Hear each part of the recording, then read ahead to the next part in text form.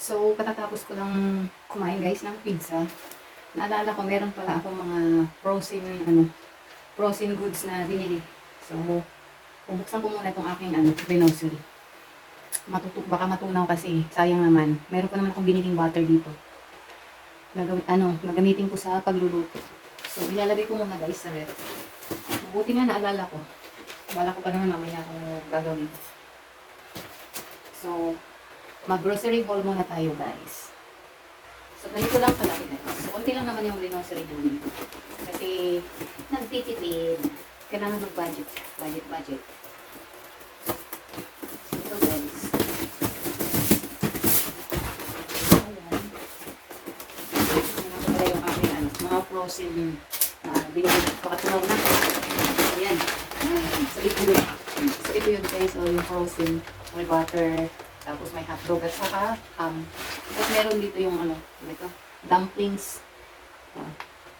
Bumili yung anak ko. Gusto niya matikman itong dumplings. So, gawa siya ng Taiwan. Pork dumplings. So, ito yung guys. Ilalagay ko muna sa ref.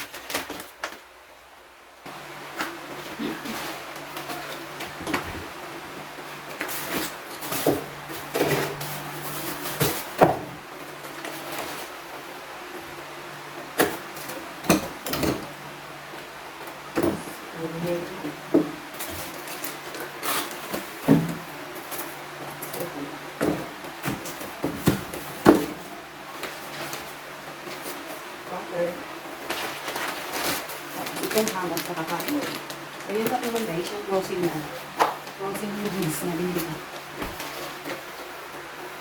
Ay. So, bumili ako. Isa na ng malaking picture niya.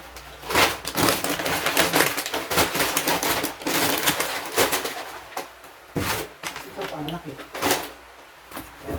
Bumili din na Pocari Sweat. So, ako yung binili ko ay itong pineapple. Kasi dito bakit yung gulo ko. Parang high blood yata.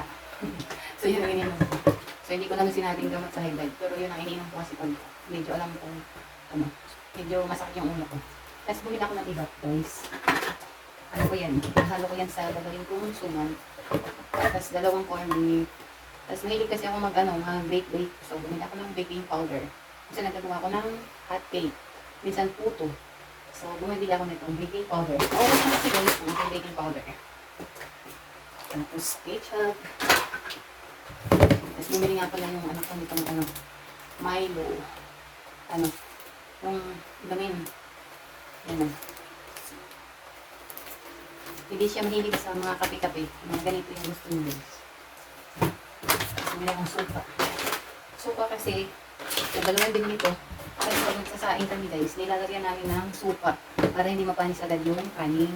Kasi dito, sa init ng panahon, mabilis mapanis yung kanin. So, nilalagay kami ng suka para kahit abutin kinabukasan, okay pa rin siya, makakain pa rin. Kasi sayang naman, napakamahal pa naman ng bigas.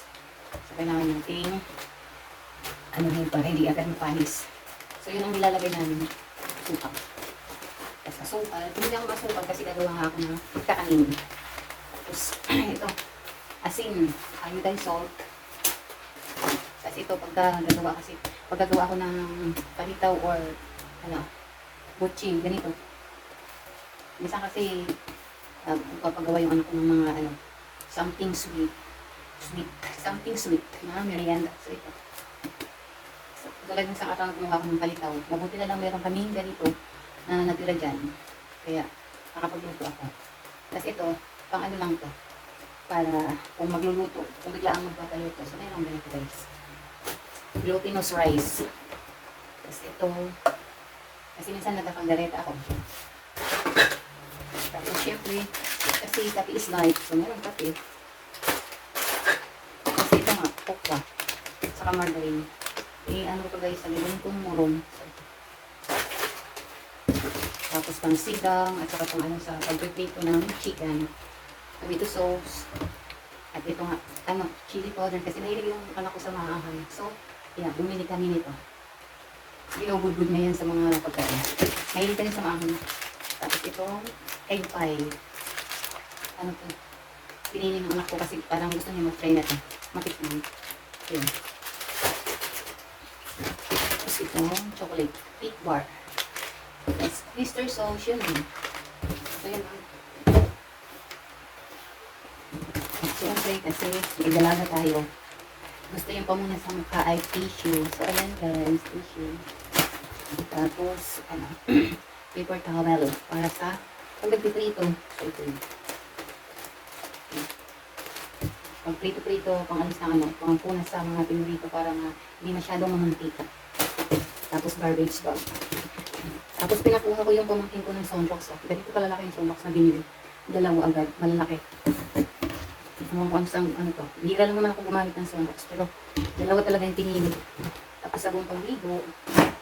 Tapos pamumuk. Tapos sabong powder. Ayun. Shampoo. Conditioner. Sa konting panghaplas sa mukha. Ayun. Kasi ganito lang naman guys yung ilalagay ko. Hindi naman ako mahilig ng mga makeup. Kasi lalo masisira yung mukha ko. Lalo na mainit yun. Tapos sabong pangligo. Toothpaste. At saka bar. So yun. So yun guys yung yung grocery namin dun sa supermarket. Yan. Tapos dumaan nga kami palengke. At yun nga, dumaan nga kami palengke. So nakita ko nga itong pakwan. So bumili nga ako. Para may fruits naman.